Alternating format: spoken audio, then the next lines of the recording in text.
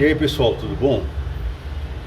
Pessoal, quero explicar uma coisinha aqui um pouquinho mais delicada e vai crescer acho que uns 2 vídeos. Antropopatia. Até parece nome de remédio, né? Mas não é.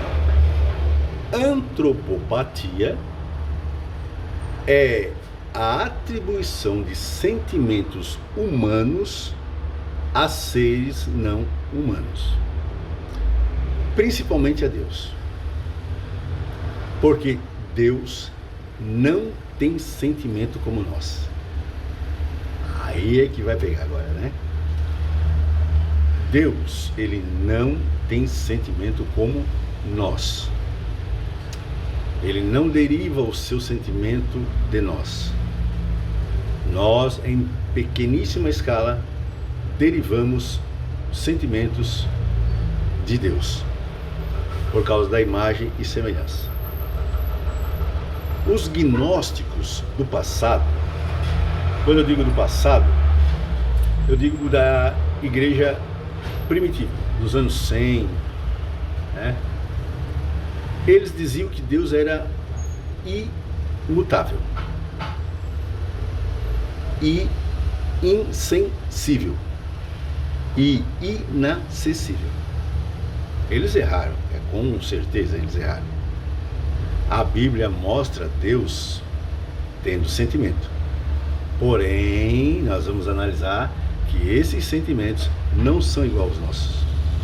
Então os gnósticos faziam de Deus um ser gélido, totalmente alheio às alegrias e também às tristezas do ser humano.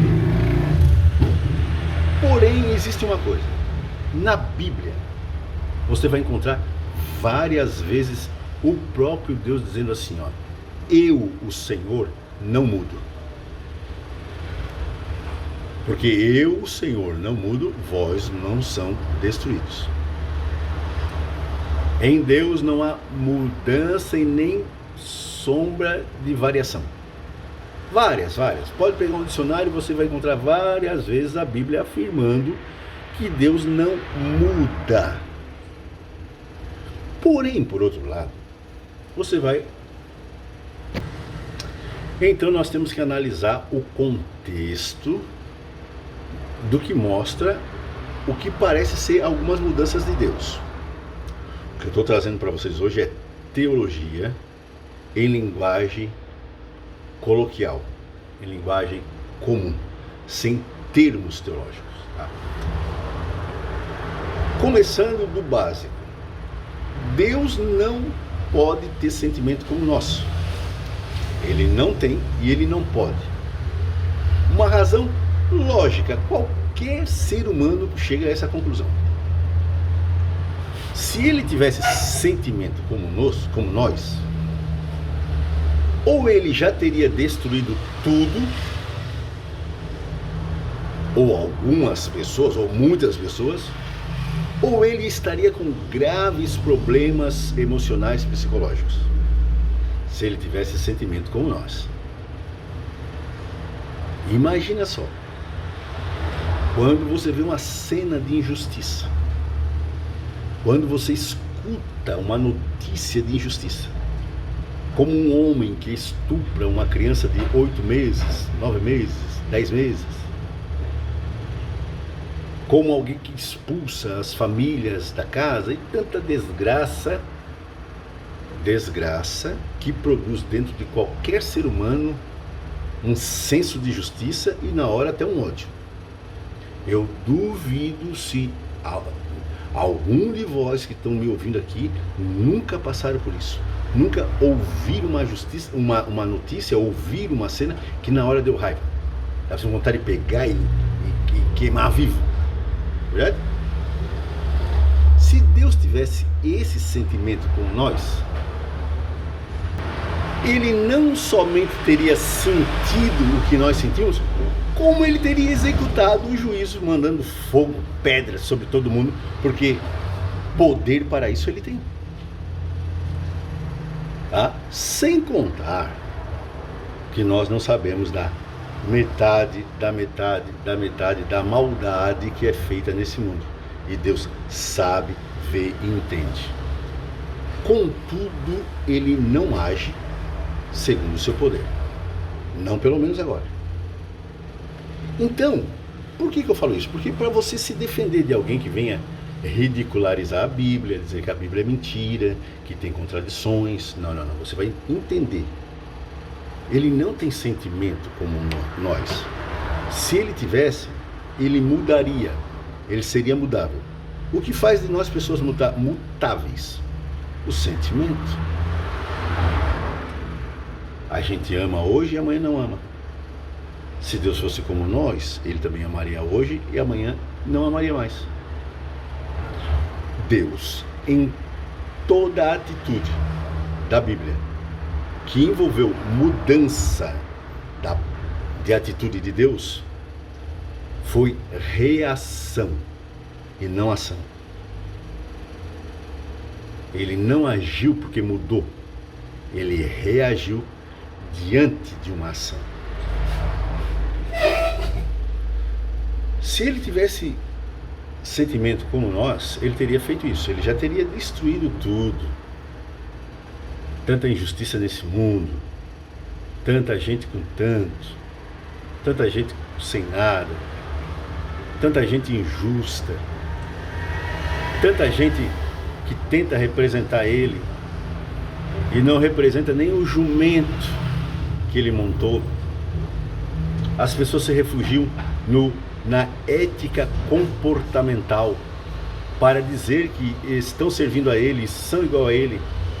Na ética comportamental do faz, não faz.